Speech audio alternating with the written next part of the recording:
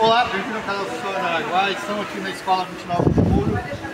Aqui, folder feito pelos alunos, vários folders da consciência negra. E o jornalzinho, boletim Continuavão. Parece um jornal mesmo, falando sobre a consciência negra. Então, vocês vão olhar aí que as filmagens do que aconteceu aqui.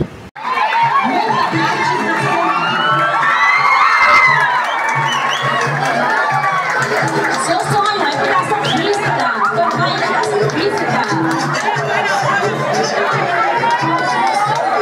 O senhor que veio da Bahia, Xorixe, Africana, com tecidos especialmente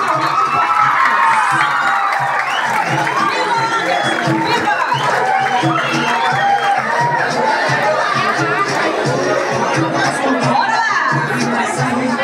E ele veio acompanhado, um casal, convidado da noite, ele é convidado da noite. Eu chamo, ele tem 18 anos, cursa o terceiro ano G, gosta de jogar futsal.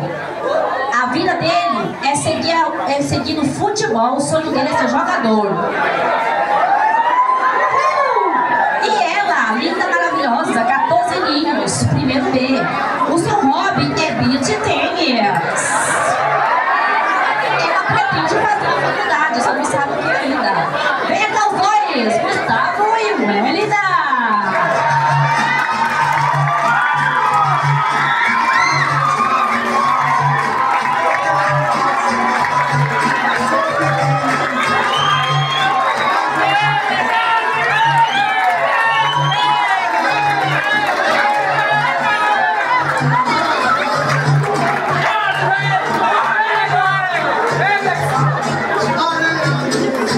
Pinturas exclusivas das nossas artistas.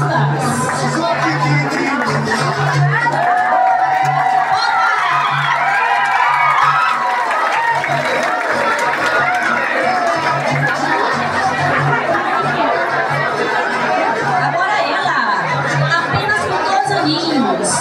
Seu sonho? Ela é convidada, ela veio de longe para estar aqui conosco. Ana Sofia, vem cá, Ana Sofia, toda de azul, palmas para a Ana Sofia.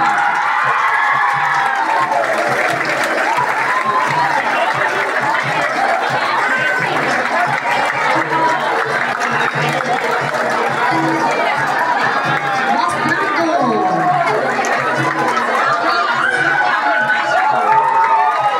Sofia, pretende ser arquiteta. Continuando, ela tem 14 aninhos, estudante do nono A, pretende fazer faculdade de Direito. Amanda Xavier, venha cá, Amanda. Amanda com suas pinturas aí, simbolizando a cultura africana. Os jurados vão ter trabalho hoje, viu?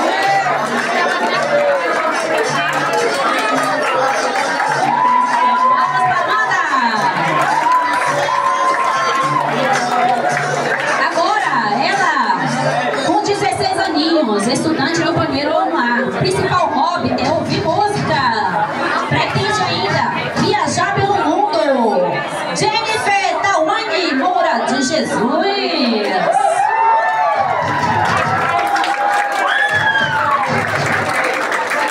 Bora lá, Jenilda. Seu vestido desenhado pela estilista Erenilda, professora de arte, estilista, empresária, fazendeira.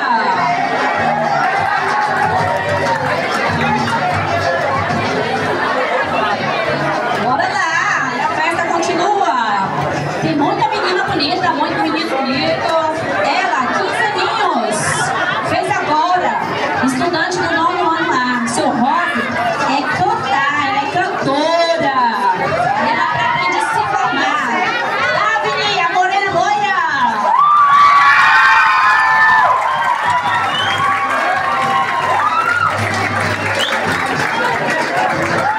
Mostrando todo o seu charme.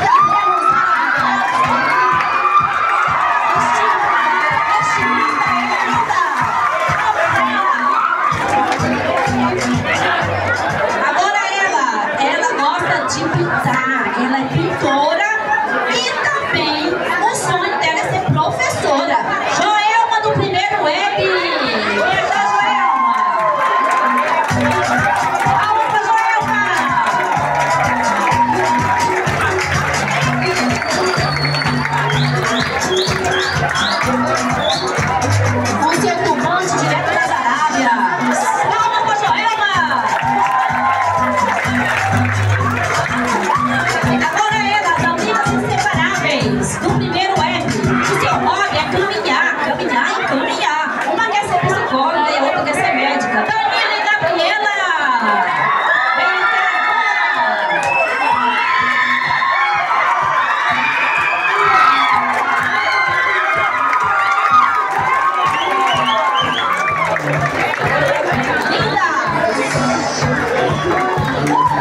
mostrando aí a cultura afro também. Agora ela, 17 aninhos. O hobby dela é dançar e cantar. E ela tem o sonho de ser estilista. Inclusive foi ela mesma que fez o look dela e a pintura. Ana Clara! Você é turbante!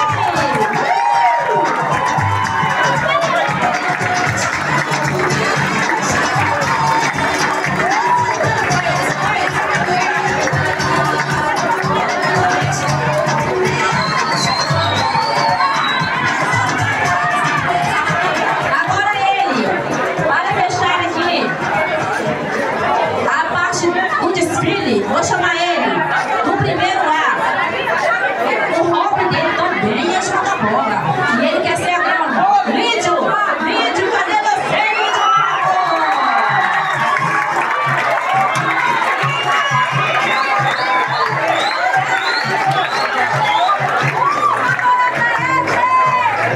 É o Lídio! Com seu raio de céu no seu umbigo! Veio direto da pintura da África. Isso aí, Lídio! Sua calça. Isso! Muito bem, gente!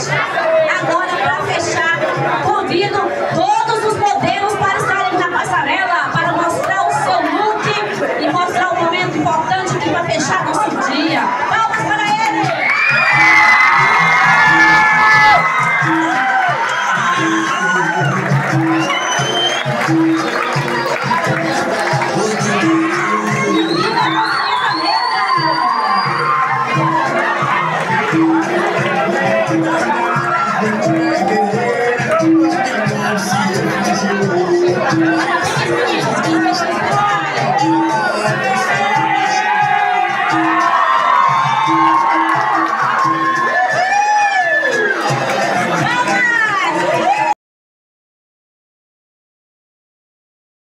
Terceiro lugar, ele, Pedro Daniel e Davine Cristine. Terceiro lugar, palmas para eles. Já tiraram a roupa, mas o que vale, já desfilaram.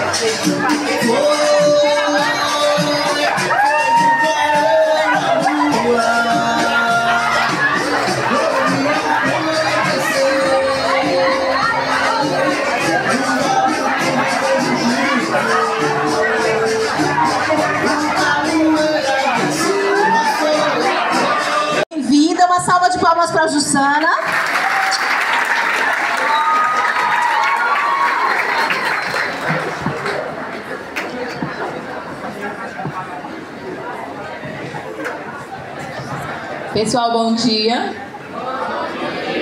Obrigada. Gostaria de agradecer a professora Alessandra, né, pelo convite à escola 29 de julho, tá? Estamos honrados em estar aqui hoje participando com vocês. Eu me chamo Jussânia Costa dos Santos, sou negra, né, sou professora, tenho 40 anos, mãe de 2 filhos, né, meu caçula com 15 anos, minha mais velha primogênita com 21, filha da escola 29 de julho. Jussara se formou aqui no ensino médio no ano 2023 e eu venho da Escola do Campo. Nós somos lá da Escola Estadual Valdir Bento da Costa, que fica localizada ali no distrito de Veranópolis, mais conhecido como Cantagalo. Eu vou conversar um pouco com vocês hoje, né, sobre a questão da aceitação da nossa negritude, né, em louvor e em honra aí ao nosso Dia da Consciência Negra, né. E antes eu gostaria de apresentar o nosso grupo de dança lá da escola, né, que são as meninas que eu sempre carrego comigo nessas apresentações. Eu vou apresentar elas para vocês, elas vão fazer uma apresentação aqui rapidinha para vocês antes da minha fala, tá ok? O nome do grupo chama Minhas Negas, tá? Eu gostaria de convidar agora Isabela Gontijo.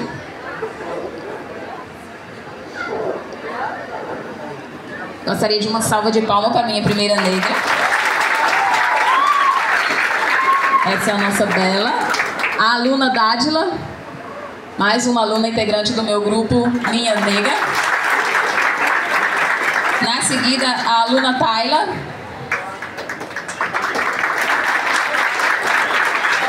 A aluna Daphne. A aluna Eloá. A aluna Gabrielen, Heloísa e Emanuele.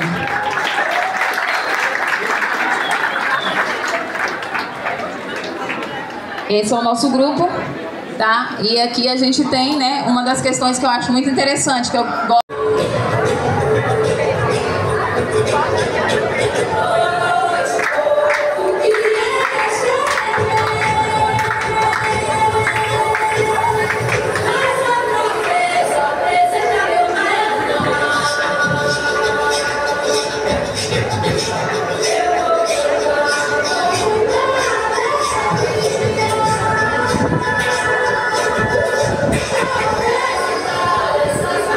Vai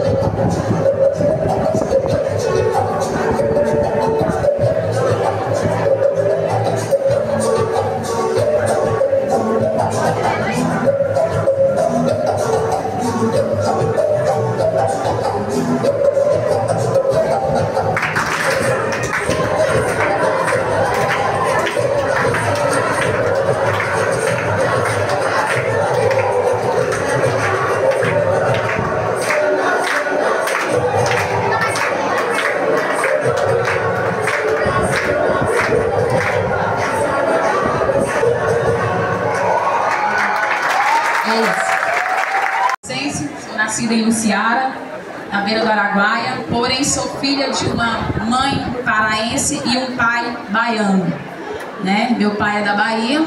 Eu, aos 9 anos de idade, ele levou a nossa família lá para conhecer os nossos avós, os nossos tios. Eu me lembro pouquíssima coisa, né? Eu era uma criança, tinha apenas 9 anos de idade, eu me lembro pouco disso. Mas hoje a gente tem um grande aliado na nossa vida para buscar as nossas raízes, né? Que é a internet, a tecnologia. E eu hoje, através do Instagram, através do Facebook, eu encontrei muita gente da família do meu pai que eu não conhecia. Quando eu estive agora conversando com uma prima minha, que inclusive é professora, né? Que é professora, ela me falou sobre o trabalho dela de mestrado, que eu achei super interessante. E eu vou agora, se Deus quiser, em dezembro, conhecer essa história dela pessoalmente. Ela fez o mestrado dela baseado nos nossos ancestrais, né, que foi sobre a história dos santos e dos arcanjos lá na cidade de Itabuna, na Bahia, e eu achei muito interessante. Vou lá. E uma das coisas muito bonitas que ela descobriu, eu gostaria de ter trazido para vocês impresso, mas não foi possível, é que a nossa bisavó morou em Senzala e teve os seios decepados, né? Teve os seios cortados. A nossa bisavó, não conheci, vi a foto, ela também não conheceu, mas está lá registrado na história dela, da família Arcanjo em Itabuna, na Bahia. E eu achei muito interessante. Vou ter o prazer, se Deus quiser, de conhecer essa história mais de perto agora em dezembro. Eu sou uma menina, uma mulher, né, vamos dizer assim, que veio de uma raiz pobre, né? Minha família é humilde, é pobre. Eu trabalhei aqui em Confresa, eu vim para Confresa em 2005, trabalhei até 2007 nas cozinhas, né? Fui aí com muito orgulho, né? A mulher que trabalhou na cozinha, limpando o chão da casa. Depois eu fui trabalhar como técnica administrativa no primeiro projeto que teve de EJA, Educação de Jovens e Adultos na ISO Saber. Trabalhei com o professor que aqui está de vocês, que é o professor Heraldo. Trabalhei com ele lá nesse projeto. E em 2009, quando se estadualizou nas escolas municipais, foi aquele processo de estadualização, 2010, 2009, eu fui para o Veranópolis. Aí eu fui para Valde Bento e estou lá desde então, como professora. E trago para vocês várias experiências no meu período colegial, não muito diferente, eu acredito, de vários que aqui estão. A questão da nossa aceitação, né? A minha aceitação também não foi fácil. Nem sempre eu me aceitei como negra. Hoje eu sou a negra incorporada, né, que eu tenho. Hoje eu tenho orgulho, mas eu no meu período colegial, eu acredito que não muito diferente de vários aqui, ou talvez de alguns que vocês conheceram, eu não me aceitava, né? Não me aceitava. As minhas várias colegas, e na turma nós éramos apenas 2 negras, eu me lembro, como hoje, né? Na nossa turma, porque a gente começou da 4ª série e fomos a mesma turminha até terminar o 3º ano do ensino médio. E aí nós éramos 2 negras dizendo negras no tom de pele, né? Negras, preta. E o restante da pele mais clarinha, né? Os mais pardos.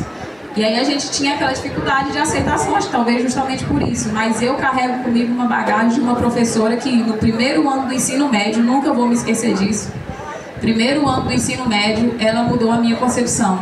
Talvez alguns professores aqui conheçam a professora Elisete Azambuja. Talvez muitos conheçam, lá do Araguaia. E ela me chamava, foi a minha professora de português, né? E ela trabalhava muita literatura com a gente. Foi lá que eu aprendi o meu primeiro contato e a gostar da literatura. E aí ela trabalhava muito a questão da literatura e ela impregnou isso em mim. Ela me chamava, me via sempre recanteada. Eu não tinha contato com ela ainda antes do ensino médio, no fundamental não. Ela era professora do ensino médio. No primeiro ano, ela me chamou e falou, olha, você precisa mudar o seu posicionamento. Porque eu sempre chorava quando alguém fazia um bullying comigo, uma cena de preconceito, de racismo. Eu só sabia chorar, né? Eu era menina retraída ali. E ela já, você precisa mudar seu posicionamento, Jussânia. Você é uma menina bonita, tal, você precisa primeiramente se aceitar. E foi aí que tudo começou. Ela começou a me levar para casa dela, a fazer trabalhos, projetos dentro da escola. E aí eu falo da importância que tem o professor na vida de um aluno, né? Porque foi ela quem fez, literalmente, eu acordar, me despertar, começar a amar a pessoa, né, que existia em mim, a pessoa que eu realmente era. E foi a partir dessa professora. Hoje não, hoje eu digo para vocês, eu sou negra, sou preta, né? Sou filha de baiano, né? Sou da raiz, sou da Bahia, sou descendente de África, né? Sou a Jussânia negra, mas tive toda uma trajetória também. Não foi fácil a aceitação para mim. E eu digo para vocês assim, quem estiver passando, né, talvez por fases ruins, fases difíceis como essa, que é literalmente se aceitar, não há por que esconder as raízes, né, se está impregnado em nós. Talvez muitos não estão na pele, e isso é só uma questão de cor de pele, né, uma questão de melanina a mais, vamos dizer assim. Mas literalmente se aceitar, né, se amar. A gente precisa se amar, literalmente. Hoje eu faço trabalho com as meninas na escola e aí eu descubro geralmente esse tipo de meninas assim, como a Eloá, que sempre quando eu faço o grupo na escola todos os anos, ela quer estar presente. Tem a outra também que não veio, e aí as meninas brigam, não deixam elas desfilarem, às vezes ficam, né, para não deixar elas desfilarem, porque tem a pele branquinha, mas elas se aceitam, se auto-reconhecem negras, né, e aí não há por que fazer essa separação, essa divisão de águas, né. Então, existe duas vertentes aí, aqueles que realmente são e não se aceitam, e aqueles que não são e se consideram, né, e se auto-reconhecem como negros, tá. Ela precisou ir lá para pegar o material dela que estava no computador. E aí ela me chamou, Ju, vamos lá na escola comigo, um certo dia, pra gente pegar lá o material, vamos. O novo coordenador que estava mudando de transição estava lá, só que nós não tínhamos contato com ele ainda. Daí fui eu e ela. Eu cheguei na frente e ela chegou atrás. Depois de muitos dias ele contou essa história para nós, mas percebam vocês a questão do estereótipo, da imagem, tá? Só chamar a atenção para a questão do estereótipo, porque estamos ligados a uma questão de imagem. Literalmente isso. Passei eu na frente e a minha colega, que era coordenadora até então, passou atrás de mim. Eu e ela, bem mais forte, que era a coordenadora, uma senhora bem mais forte. Ele, depois de 2 dias, que já estava bem associado com nós, contou pra gente. Quando viu a gente entrar, imaginou. A neguinha da frente é a cozinheira. A de trás, como era... Não, a neguinha da frente é da limpeza. Ele pensou, eu. E a professora de trás, que era então coordenadora antes dele sumir, como era mais fortinha, ele imaginou que era a tia da cozinha. Complicado, né? Logo mais adiante chegou uma outra professora também para buscar o material dela na escola. Essa, não sei se ela está trabalhando aqui, uma professora que estava lá, e eu acho que ela veio para cá, mas não está nessa escola. Eu acho que não.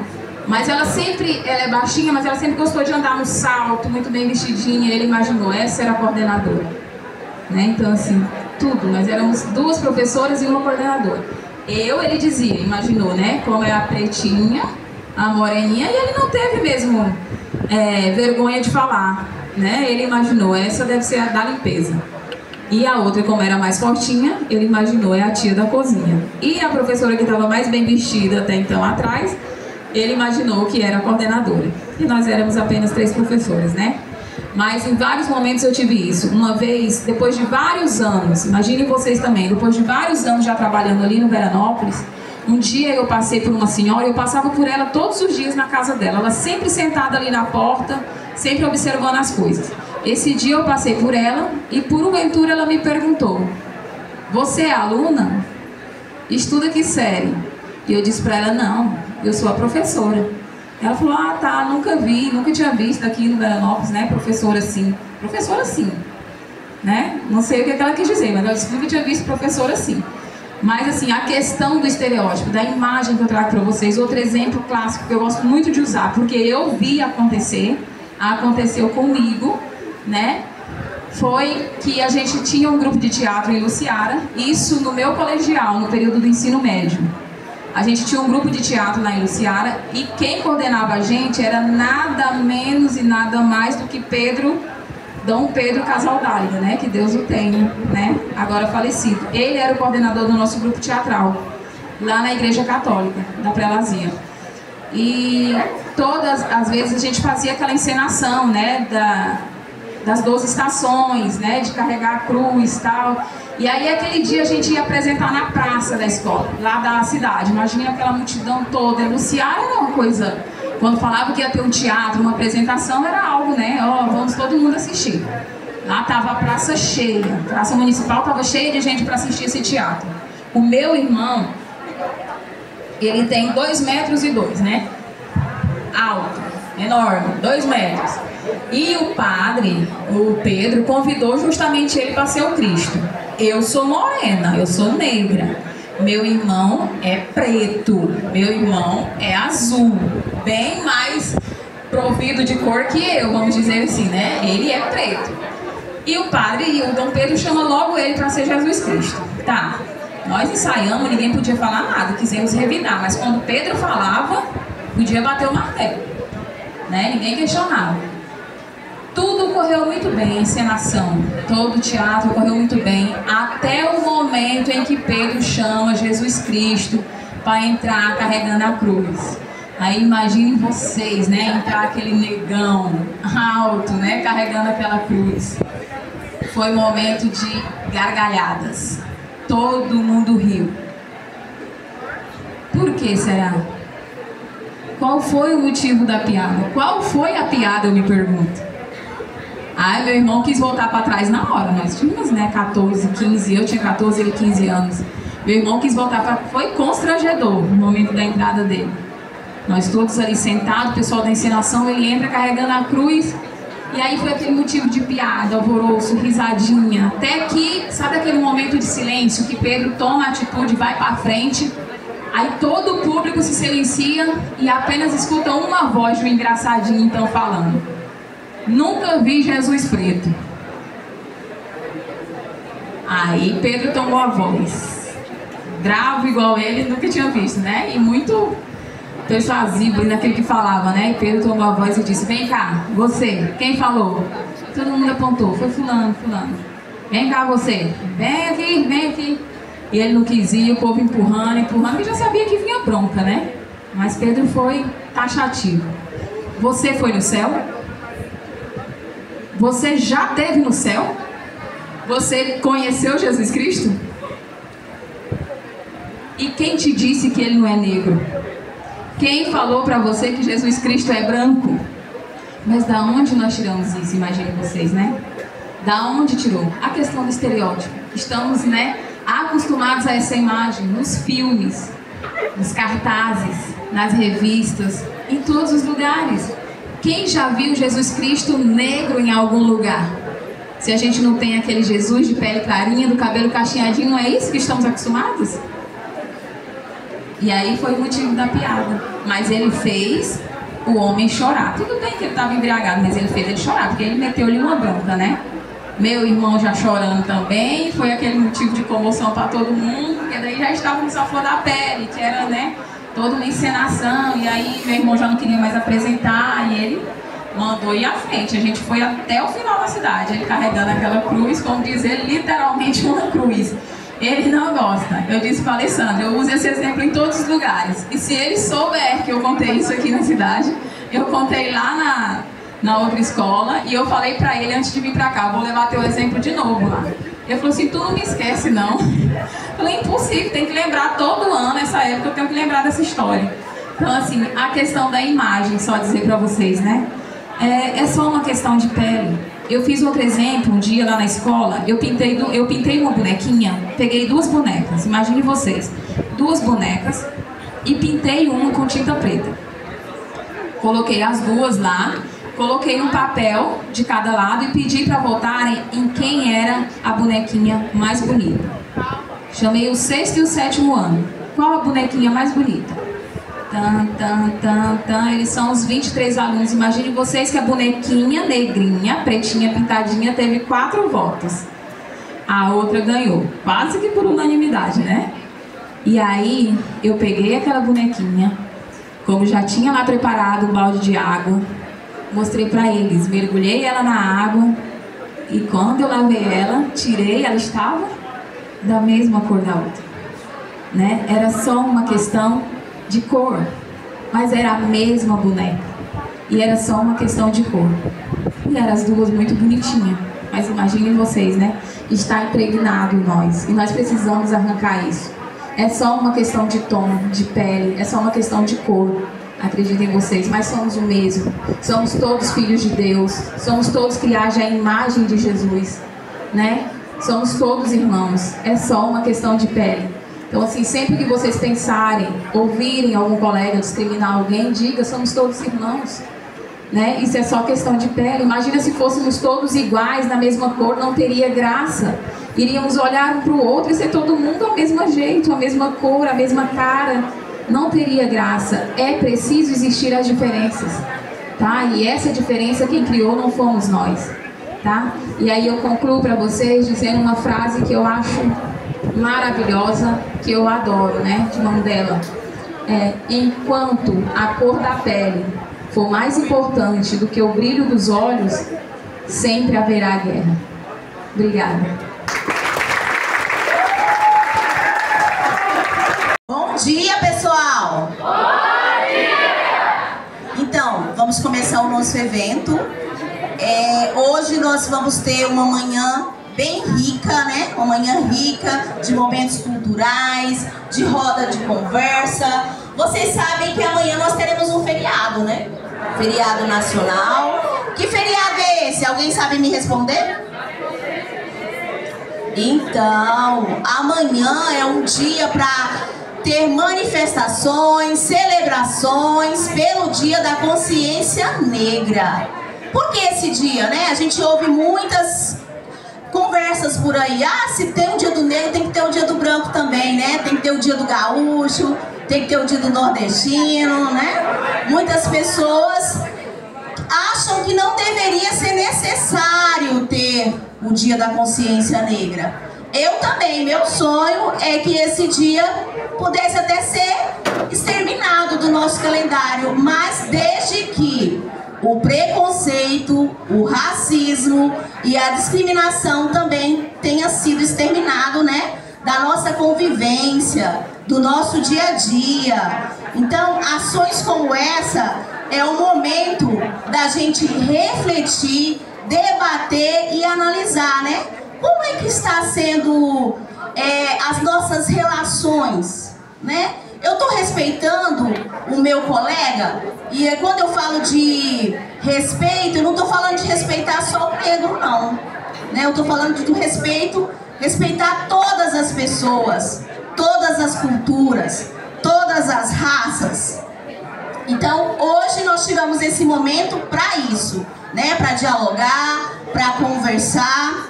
E para isso, eu vou pedir, né, a colaboração de todos, que nós vamos ter convidados aqui, né? Pessoas de outras instituições, de outras escolas, que se prepararam, né, para estar aqui nesse dia de hoje, né? Então, para tanto, a gente pede colaboração da plateia. Nós vamos iniciar, né, trazendo um momento, né, um desfile. Esse é um desfile diferente, tá? É um desfile com frases, palavras, orações racistas, palavras essas que devem ser exterminadas do nosso vocabulário, tá bom? A professora Tainara organizou com muita dedicação. Então, estão prontos aí, meninos?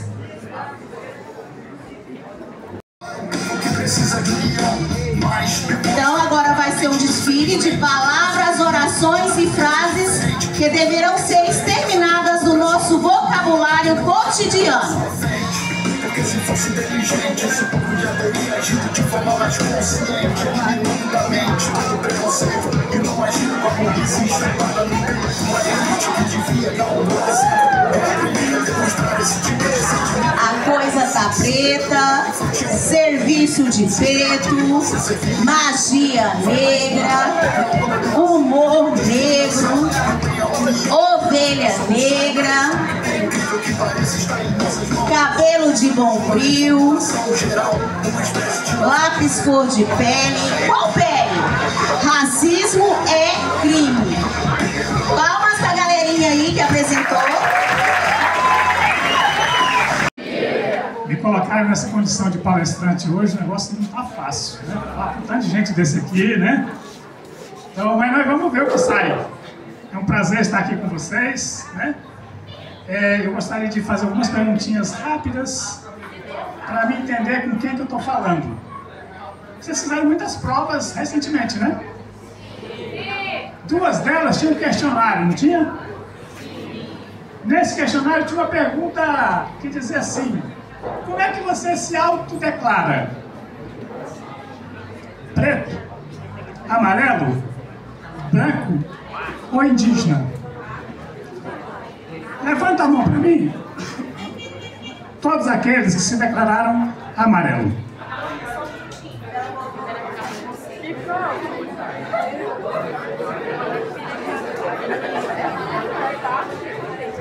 Levanta a mão, só aqueles que se declararam amarelo.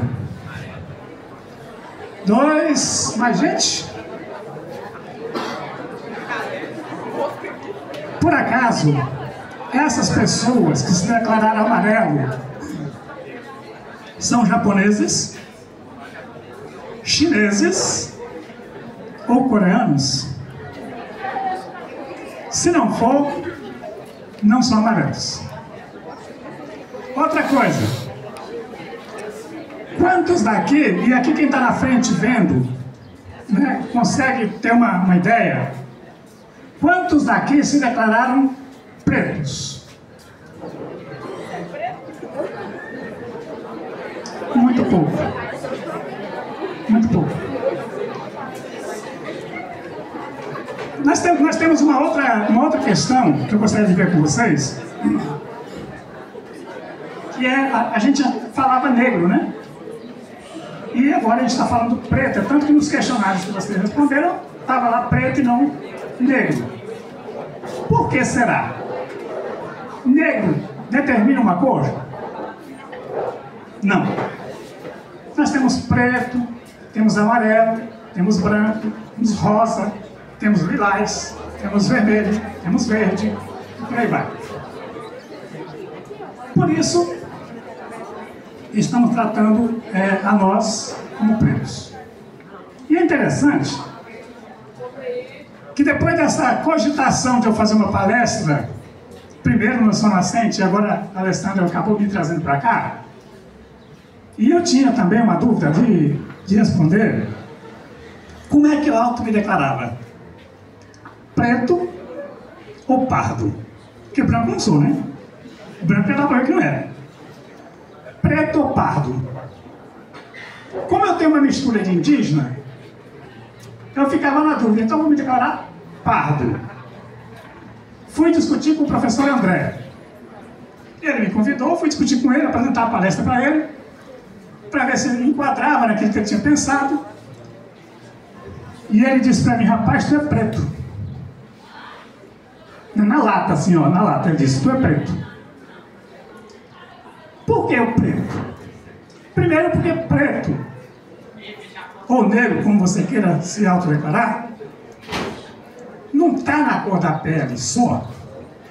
A cor talvez seja o mais evidente, mas está nos traços, está no genoma. E aí, o que acontece? Ele diz: tu é preto.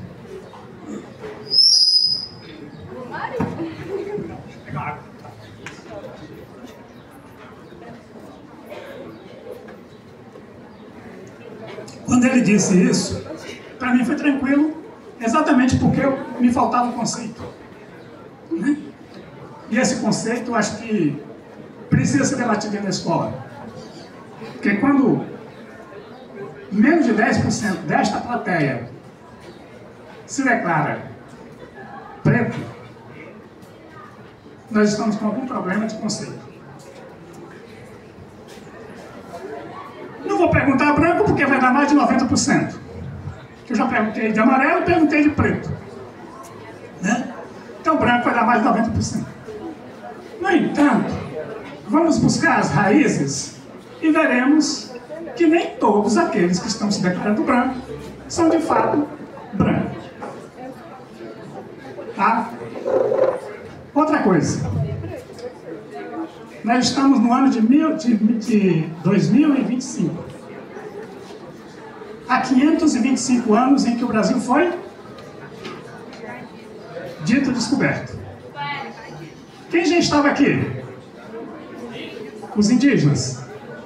Portanto, o Brasil não estava encoberto. Ele já estava descoberto. Tudo bem. Mas vamos lá. O título, aqui eu vou ter uma confusão, porque não deu para colocar tela. Aí o título vai dizer que é educação...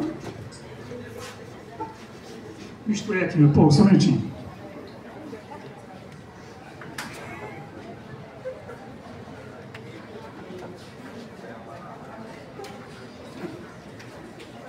Houve uma mistura da palestra, o título da palestra não saiu. Mas tudo bem, é tratar um pouco dessa questão de tudo isso que a Alessandra falou com vocês, daquilo que vocês representaram ao entrar, né? Então isso é que vai ser o norte da nossa educação como ferramenta, né, de eliminar esses preconceitos, né? Eu vou trazer com vocês aí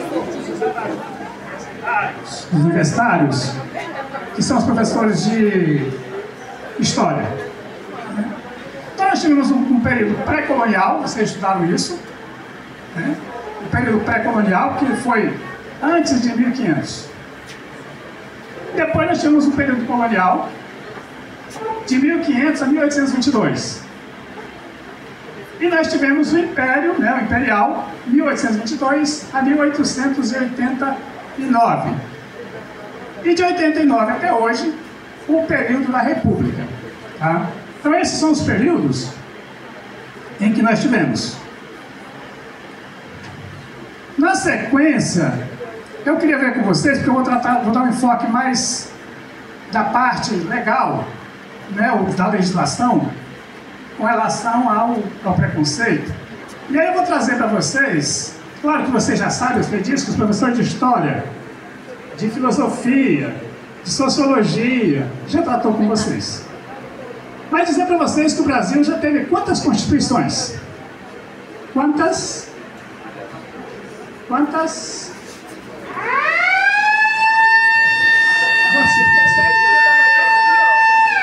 7. Nós tivemos 7 constituições. Se o Brasil começa a sua história, como está dito nos livros, em 1500, o Brasil ficou sem lei, sem uma Constituição, até o ano de 1824, quando tem a primeira Constituição. Tá? Então nós ficamos mais de 320 anos sem uma lei que servisse para todos. E se a gente for pegar aqui qual que era a lei, seria a lei portuguesa, dos europeus, brancos, com muito dinheiro, explorando pretos trazidos da África e explorando indígenas. Esse é o contexto. E foi nesse contexto de sem lei, até 1824, que nós ficamos. Né?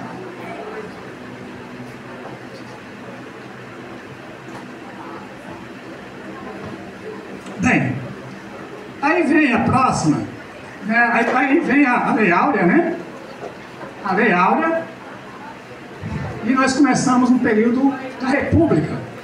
E aí vem as Constituições Republicanas, 1891, 1934, 1937, portanto teve uma Constituição que durou 3 anos, 4 anos, 1946, 1967 e a de 1988, que é a nossa Carta Magna atual. Em todo o período, devemos considerar que quem domina o Brasil nunca foi preto e nunca foi indígena. Sempre foi dominado o Brasil por brancos, europeus, claro, depois suas descendências, e esses foram. Né?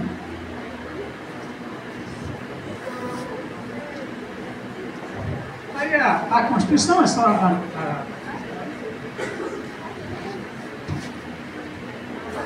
aí eu gostaria de tratar com vocês sobre o artigo 5º. Quantos aqui já estudaram o artigo 5º? Levanta a mão, por favor. Artigo 5º da Constituição Federal.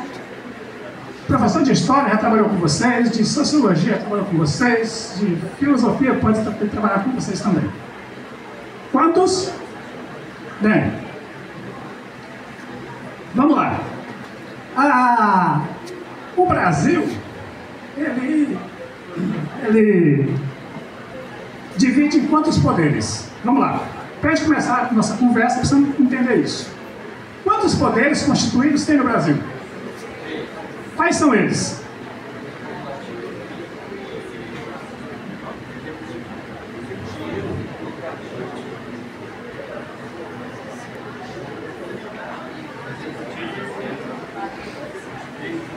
Legislativo, Judiciário e Executivo. Ok. 3 poderes. E aí nós temos um outro poder que não é poder, mas tem poder, que é a mídia. A gente chama a mídia de 4º poder. Desses poderes, para a gente entender, qual deles faz a lei? Desses 3 poderes, qual deles faz as leis? O legislativo, muito bem. Então, tudo que diz respeito à lei, à produção de lei, ela advém desse colegiado que são os legisladores. Dentre os legisladores, nós temos vereador na cidade nossa, 11 hoje, né? Nós temos 11, 24 deputados estaduais, 3 senadores e 8 deputados federais. Esse é o colegiado de legislativo, de legisladores que nós temos no Brasil. Todo o estado brasileiro, inclusive Brasília, tem 3 senadores. O número de deputados federais varia, de acordo com a população, mas senadores são 3. Bem,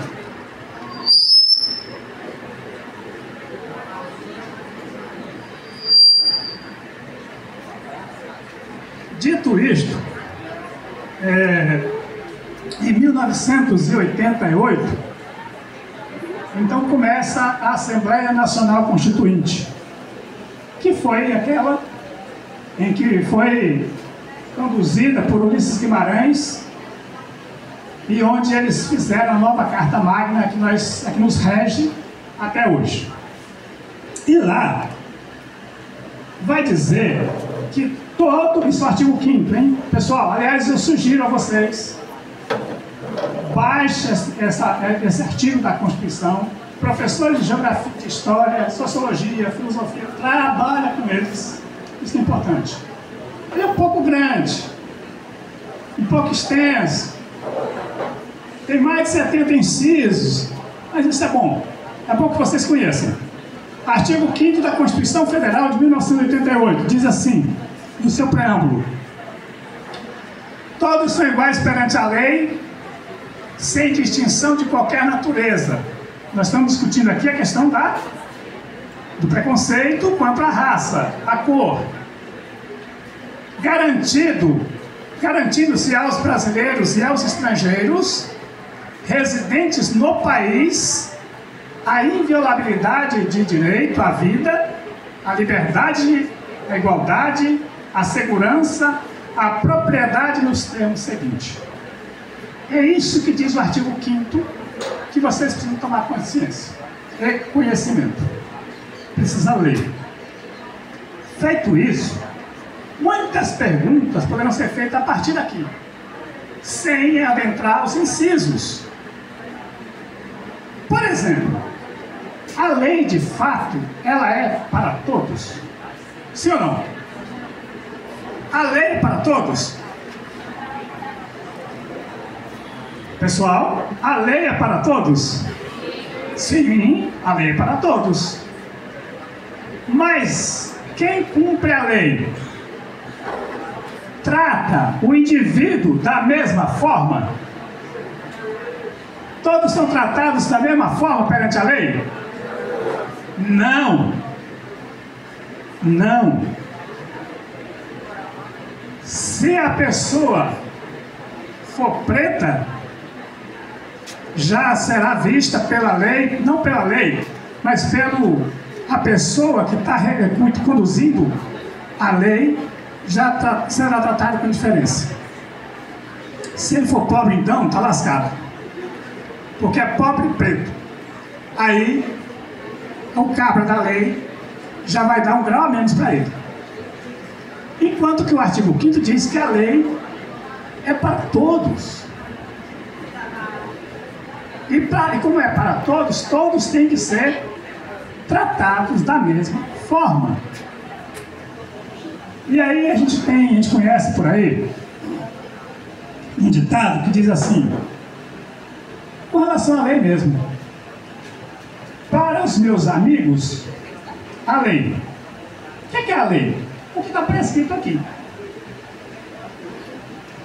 Para aqueles que não são nem lá nem cá, e para os ricos, né? Para os brancos, para os ricos, para esses, nós vamos dar as benesses da lei. O que é benesses? O que é benesses? Para os ricos, para os brancos, nós vamos dar as benesses da lei. Agora, para os meus inimigos, para aqueles que eu considero pessoas não gratas, para essas nós vamos dar a elas o rigor da lei. Então veja, a lei, as benesses da lei e os rigores da lei. A lei tem rigor, né? Então, para esses que são pessoas não gratas, para essas a gente vai dar para elas o rigor da lei.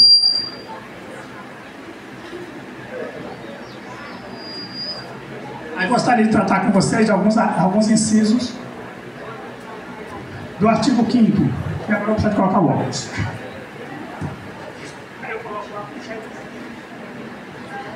Diz assim, depois de ter lido o preâmbulo do artigo, né, diz assim o primeiro inciso: homens e mulheres são iguais em direitos e obrigações nos termos desta Constituição. Acontece? As pesquisas têm dito que mulheres têm recebido menos que homens. As pesquisas e as atitudes de algumas pessoas têm demonstrado que pretos não têm ascensão a bons cargos, a bons empregos. Inciso 2. Ninguém será obrigado a fazer ou deixar de fazer alguma coisa senão em virtude da lei. Todos nós temos que obedecer à lei. Agora, e aí eu ia dizer, ó, você não pode deixar de fazer aquilo que é lei. Por exemplo, é lei que você não pode ter preconceito contra o teu semelhante. É lei. Mais na frente a gente vai dizer, inclusive, a penalidade dessa lei. Ninguém será submetido a tortura, nem a tratamento desumano ou degradante. Isso foi em 88. No período de 1964 a 1985, nós passamos por uma ditadura. E lá isso era muito comum.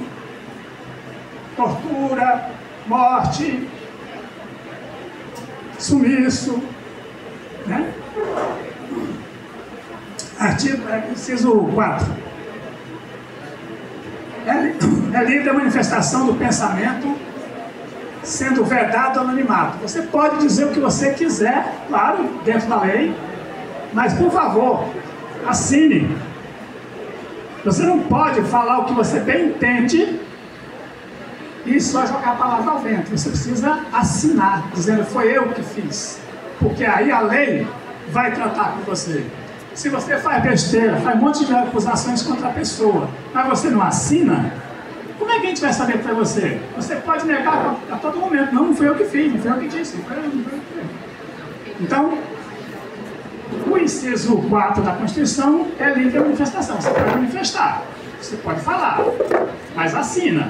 Tome a consciência de que você é responsável por aquilo. Inciso 5. É assegurado o direito de resposta proporcional ao agravo, além da indenização por dano material, moral ou imagem. É o Vini, né? É o Vini que foi chamado de macaco. Será que ele está infringindo este inciso do artigo 5º? Totalmente, pessoal. Mas foi só o Vini que sofre aquele tipo de agressão? Não. A gente viu do Vini porque ele é uma celebridade. Mas aqui em Confresa, todo dia isso acontece. No Brasil, todo dia isso acontece. O 6. É inviolável a liberdade de consciência e de crença, sendo assegurado o livre exercício dos cultos religiosos e garantida, na forma da lei, a proteção aos locais de culto e às suas liturgias. Por que eu tenho que agredir a religião do outro, ou o ambiente religioso do outro? Isso é intolerância. E para isso a lei tem previsibilidade. A lei prevê, portanto não pode, né? É totalmente inviolável, não pode. E aí lá para o 52, que vai dizer assim: a prática do racismo constitui crime inafiançável, pessoal, e imprescritível, sujeito à pena de reclusão nos termos da lei. Quando a lei trata de um crime inafiançável, você não paga. Se alguém denunciar você na polícia e o delegado te chama lá para poder você dar esclarecimento, você não vai poder pagar para sair dali, porque é um crime não inafiançável. Você vai ter que cumprir pena. Então, logo aconteça o transitado e julgado, é claro, mas vai terá que cumprir pena. Até porque a lei também vai dizer que ele é imprescritível. Imprescritível quer dizer que não prescreve, não vence. Você poderá ser julgado a qualquer tempo. Tá bom? Então, por isso que é muito interessante vocês estudarem o artigo 5º, para que vocês tenham esse olhar, tenham essa percepção de que é muito importante ter o cuidado de como tratar a pessoa, como tratar... e isso trata-se de vários tipos de preconceito, tá?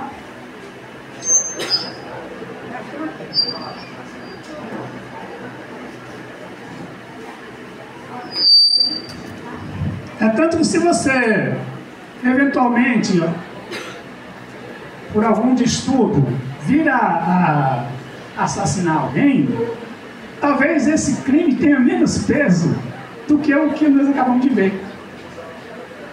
Porque lá é afiançável. Lá ele pode prescrever e aqui ele não prescreve. Tá? Então por isso que é importante vocês terem esse cuidado.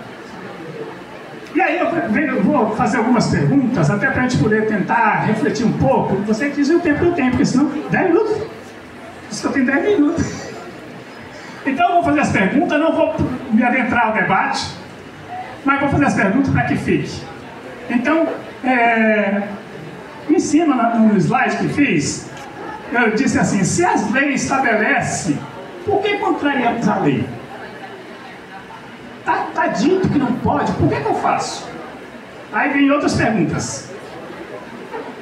Em razão do que as leis feitas, aliás, em razão do que as leis são feitas, e quem faz as mesmas? A gente já verificou aqui que são os deputados, mas em razão de que elas são feitas? Para prever que as coisas funcionem da melhor forma possível. Visto que nós estamos numa sociedade, e essa sociedade precisa rodar, precisa caminhar, então precisa ter harmonia entre nós. Porque muitos cidadãos creem na impunidade. Nós temos cidadãos no Brasil que eles estão crentes que há impunidade, portanto, para ele a justiça não chegará. Ele se considera intocável. Né? E esses são muitos. E ontem, nós tivemos um exemplo disso.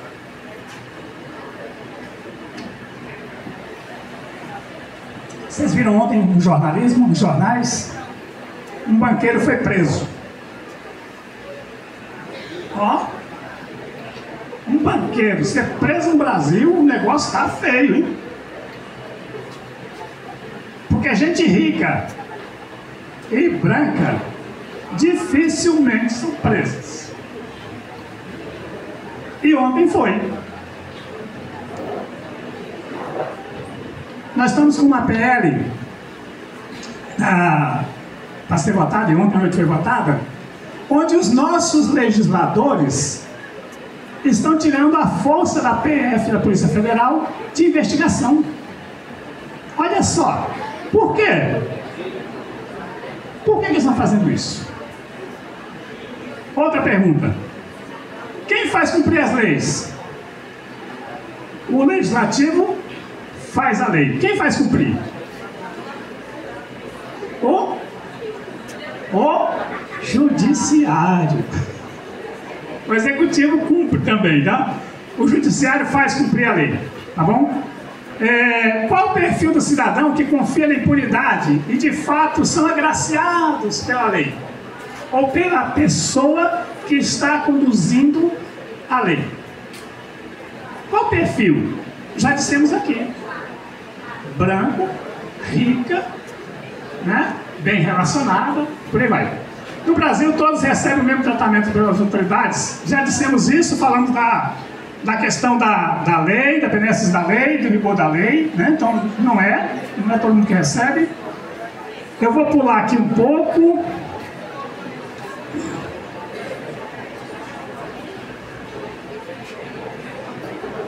Alessandra, distribui isso aqui. Isso.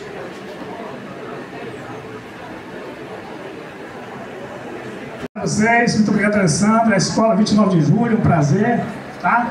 Desejo que o evento de vocês transcorra muito bem, que muitos debates aconteçam até o final da tarde e que vocês possam construir e sistematizar muito conhecimento a partir da Escola 29 de Julho neste evento. Muito obrigado. Empatia. É no silêncio que a alma se aproxima, sentindo a dor que não é só sua. Empatia ilumina a noite nua, como um farol que o bem sempre anima. Doar ao outro excesso que suprima, unindo vidas sob a mesma lua. Assim se faz a ponte que flutua. Por entre as sombras que o medo lastima. Ouvir é arte. Raio falou. Acolher o mundo sem distinção. E em cada gesto plantar o amor.